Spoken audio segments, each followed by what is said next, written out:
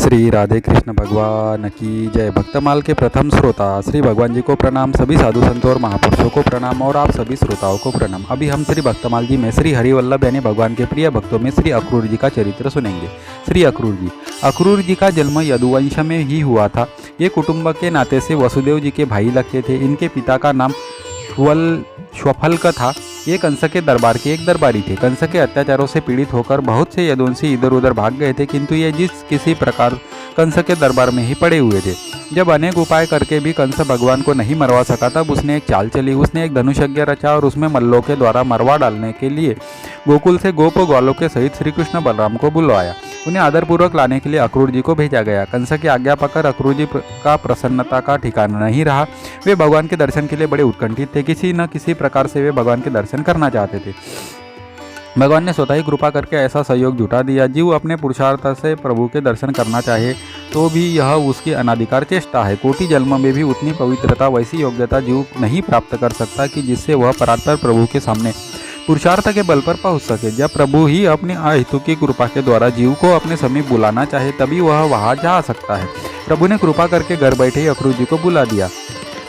प्रातःकाल मथुरा से रथ लेकर वे नंदगांव भगवान को लेने गए। रास्ते में अनेक प्रकार के मनोरथ करते जाते थे। सोचते थे, आहा, उन पीताम्बरधारी बनवारी को मैं इन्हीं चक्षुओं से देखूंगा। उनके सुंदर मुखारविंद को घुंघराली काली काली अलकावली से युक्त सुकपोलों को निहारूंगा। वे जब मुझे अपनी सुकोमल कर कमलों से स्पर्श करेंगे, उस समय मेरे समस्त शरीर में बिजली सी दौड़ जाएगी। वे मुझसे हंस हंस कर बातें करेंगे, मुझे पास बिठाएंगे, बार बार प्रेम पूर्वक चाचा चाचा कहेंगे। मेरे लिए वह कितने सुख की स्थिति होगी। इस प्रकार भांति भांति की कल्पनाएं करते हुए वे वृंदावन के समीप पहुंचे। वहां उन्होंने व्रज, अंकुश, यव, ध्वजा आदि चिन्हों से विभूषित श्याम सुंदर के चरण चिन्हों को देखा। बस फिर क्या था, वे उन घनश्याम के चरण चिन्हों को देखते ही रथ से कूद पड़े और उनकी वंदना करके उस धूलि में लौटने लगे। उन्हें उस धूलि में लौटने में कितना सुख मिल रहा था, यह कहने की बात नहीं है। जैसे तैसे व्रत पहुंचे। सर्वप्रथम बलदेव जी के साथ श्याम सुंदर ही उन्हें मिले। उन्हें छाती से लगाया, घर ले गए, कुशल पूछी, आदित्य किया और सब समाचार जाने। दूसरे दिन रथ पर चढ़कर अक्रूर के साथ श्याम सुंदर और बलराम मथुरा चले।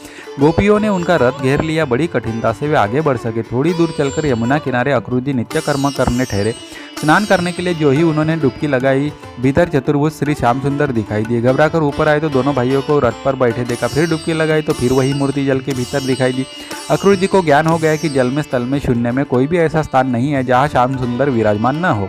भगवान उन्हें देखकर हंस पड़े। वे भी प्रणाम करके रथ पर बैठ गए। मथुरा पहुंचकर भगवान रथ पर से उतर पड़े और बोले, हम अकेले ही पैदल जाएंगे। अक्रूर जी ने बहुत प्रार्थना की, आप रथ पर मेरे घर पधारे, तब कहीं अन्यत्र जाए। भगवान ने कहा, आपके घर तो तभी जाऊंगा जब कंस का अंत हो जाएगा। अक्रूर जी दुखी मन से चले गए। कंस को मारकर भगवान अक्रूर जी के घर गए। अब अक्रूर जी के आनंद का क्या ठिकाना। जिनके दर्शन के लिए योगींद्र मुनींद्र हजारों लाखों वर्ष तपस्या करते हैं, वे स्वतः ही बिना प्रयास के घर पर पधार गए। अक्रूर जी ने उनकी विधिवत पूजा की और कोई आज्ञा चाहिए। भगवान ने अक्रूर जी को अपना अंतरंग स्वरूप समझकर आज्ञा दी कि हस्तिनापुर में जाकर हमारी बुआ के लड़के पांडवों का समाचार ले आइए। हमने सुना है धृतराष्ट्र उन्हें दुख देता है। भगवान की आज्ञा पाकर अक्रूर जी हस्तिनापुर गए और धृतराष्ट्र को सब प्रकार से समझाकर और पांडवों के समाचार लेकर लौट आए। भगवान जब मथुरापुरी को त्याग कर द्वारका पधारे, तब अक्रूर जी भी उनके साथ ही गए। अक्रूर जी इतने पुण्यशील थे कि वे जहाँ रहते वहाँ खूब वर्षा होती, अकाल नहीं पड़ता, किसी प्रकार का कष्ट और महामारी आदि उपद्रव नहीं होते।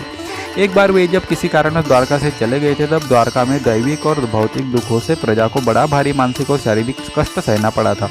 आखिर भगवान ने उनको ढूंढवा कर वापस बुलवाया।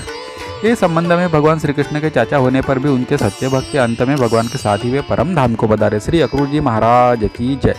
अगर वीडियो में कुछ भी कमी है तो कृपया कमेंट में बताएं, और अगर आप भी श्री भगवान और उनके प्रिय भक्तों में श्रद्धा विश्वास रखते हैं तो मेरे वीडियो को लाइक कीजिए और चैनल को सब्सक्राइब कीजिए।